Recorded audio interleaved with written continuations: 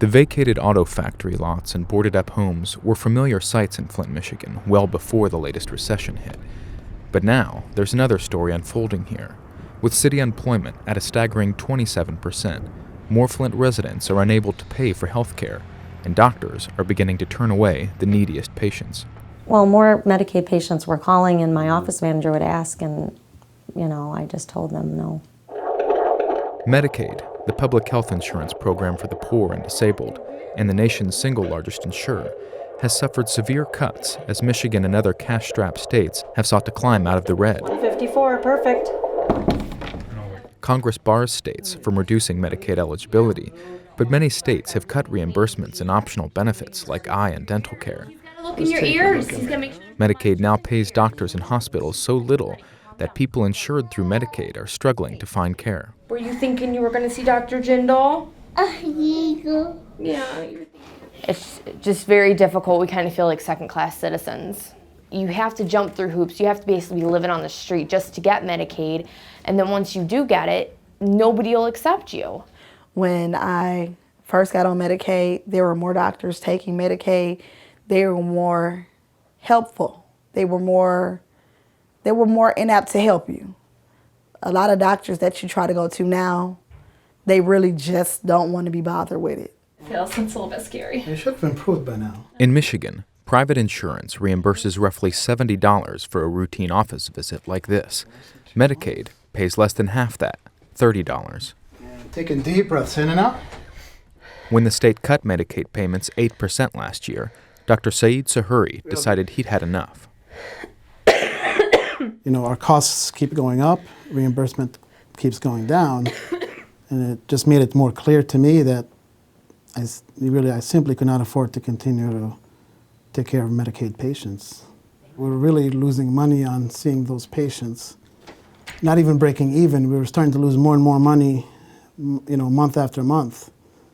When he stopped accepting Medicaid, Dr. Sahuri had to turn away nearly 100 patients. One of those was Carol Vliet, a cancer patient who lives on a farm north of Flint. It's scary. Right now, I'm just taking it one day at a time because of the cancers. She still sees her oncologist for the tumors that have metastasized to her brain, liver, and throat, but she worries about the quality of care she receives for her general health. Takes a lot out of you when you got cancers in you. And Dr. Sahuri, he's a good doctor. My husband sees him. My mother-in-law sees him. You want to establish yourself and be with a doctor. You don't want to go from doctor to doctor to doctor and have strangers looking at you and that don't have a clue who you are. And then all of a sudden you feel booted.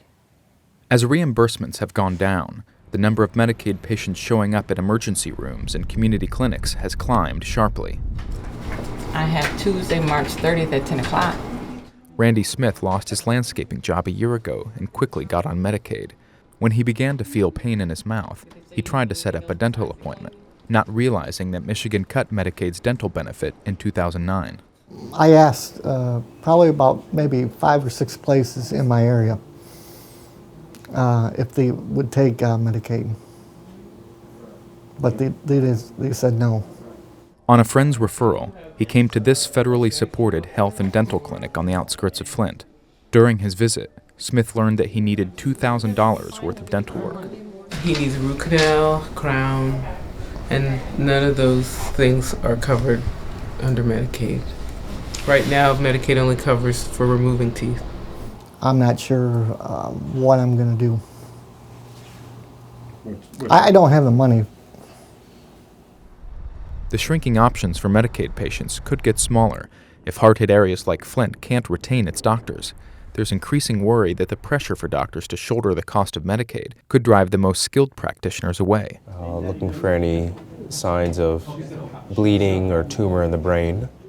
Dr. Vinu Vadlamudi is a radiologist in residence at Hurley Medical Center in downtown Flint. Michigan trains a lot of doctors, it trains a lot of medical students, but it's a net exporter of physicians. It doesn't retain them. You're already doing essentially nearly charity care when you see a Medicaid patient.